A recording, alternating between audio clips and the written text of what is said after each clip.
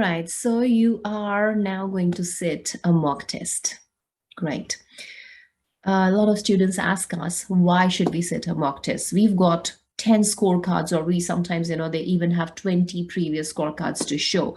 Why can't we just look at those scorecards and teach? Well, it's not really possible because let's say a student has got a scorecard where he's got 64 in reading, 66 in writing, 56 in listening, and 64 in speaking, right? Now we don't know what question types are getting him 50s and 60s and which questions is he doing incorrectly because of which he's not getting 70 or 90. Right. So for us to figure out what is that you're doing right and what is that you're doing wrong, we really need to look at which questions are you answering correctly and which questions you are answering incorrectly. So it is important for us to see in person ourselves as to where you're doing things right and where you're doing things wrong. First thing, right? It makes sense to you. Now, second thing is that lots of times the scorecards which you see on APUni or somewhere else on portals here and there, they are all AI marked, right? And this morning I was giving feedback to one of the students who was very happy that, Mom, I got 70 this, 70 that, 70 that in my APUni mock test, right? And I said, okay, that's great. Let me have a look at it as well. And now when I looked at his essay, it had many sentences with grammatical errors, right? It had many spelling mistakes. And then in his summarized spoken text, he was not using enough keywords, but then system was still rating him high. So it is very much possible that you can get good scores in AI softwares, the local AI softwares, but in the actual exam, your results would be bad because these softwares are not that smart to find out all the mistakes. And that's why we like to look at things ourselves as to what is your vocabulary like? What is your sentence structure like? What is your understanding of an audio like, right? So when we look at things ourselves, we know where we need to work hard to improve you. Now, another reason of sitting a mock test is that we are able to identify, say, if you're working for 7 bands and you've taken the test 5 times, we'll sometimes be able to see that if the student improves in only these 2 question types, he'll clear the test. It just helps us do that focused training where we don't make you work hard, we make you work smart, right? We make you work in those areas where we know a little extra effort, a little corrected strategy will make a difference. Right. So this mock test is very, very important to us. And we want you to do it as seriously as possible. Okay. Now, how you have to go about and do it.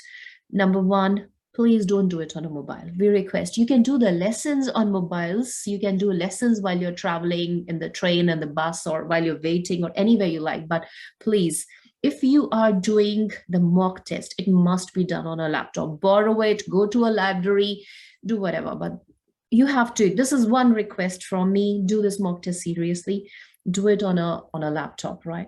Second, you have to use a headphone, right? Otherwise audios don't get recorded correctly and then we don't want to do any guesswork. This is the most important step for us because we plan what we have to teach you on the basis of what we see you doing in the mock test. So if you can do any better than what you did in the mock test, it's not good for you. And if you do any less than what you can do, is again not good for you. So we want you to do exactly what you can do to your best in the mock test.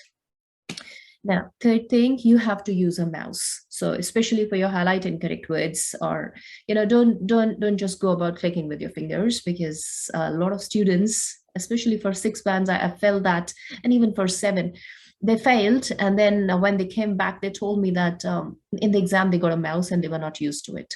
So please practice using a mouse. And when you're doing this mock test, again, use a mouse, right? It's mandatory.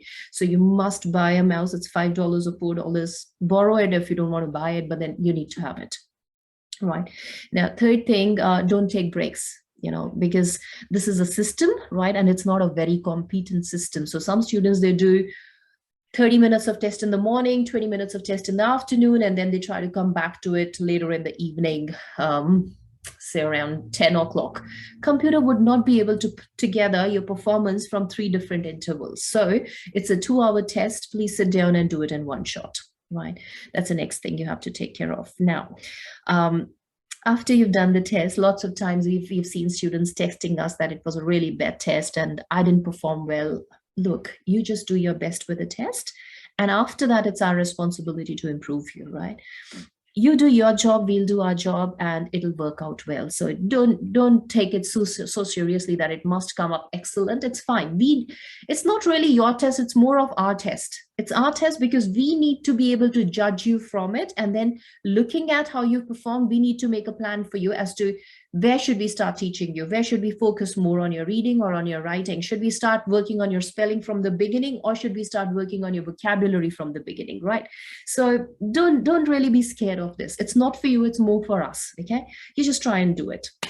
And if it doesn't turn out well, we'll know that we have to work harder, right? You'll know you have to work harder. So we'll just be more prepared for what we have to do rather than just studying without knowing what we are doing, right? That's pretty much it. So let me now show you how you have to do this mock test and where you have to do this mock test. So let me share my screen with you. I'll take you to here. Okay, so here on the top in search bar, you're going to write www.internationalenglishguru.com. Perfect. So if I type it right, it always gives me a good link. It gives me a hyperlink. I did not do the right typing. So look how much of a drama. Let me try entering it. No, I did not do it right. Did you mean internationalenglishguru.com? Yes, I meant that. So I'm going to double click it. Yeah, okay, perfect.